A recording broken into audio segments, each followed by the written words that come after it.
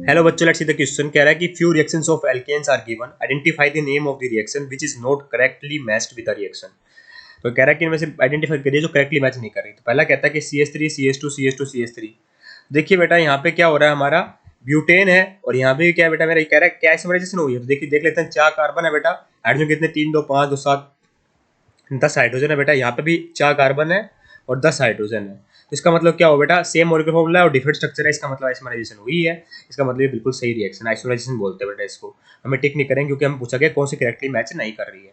Second देखिए बेटा, C6H14 है बेटा, तो ये हाइयर एल्केन है और 773 केल्विन टेम्परेचर पे इसको क्या करते हैं बेटा, हीट करते हैं तो पायरोलिसिस हो जाती है। मतलब ये क्या करेगा बेटा, लोअर एल्केन्स में हमारा डिसोसिएट हो जाता है। तो यहाँ पे देखिए लोअर हाइड्रोकार्बन्स में, तो यहाँ पे एक एल्कीन बनी है C4H8 और ये क्या बेटा मेरा एल्केन बना है। तो इसका मतलब ये बिल्कुल सही करेक्टली मैच कर रही है।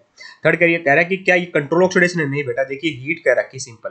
कंट्रोल ऑक्सीडेशन में बेटा ऑक्सीडाइजिंग एजेंट यूज करना पड़ता है और मीथेन का ऑक्सीडेशन होने पर अगर हम कॉपर ऑक्सीडाइजिंग एजेंट यूज करते हैं एट अराउंड 523 केल्विन टेम्परेचर और 100 ATM प्रेशर, तो बेटा मेरा मिथेनॉल बनता है।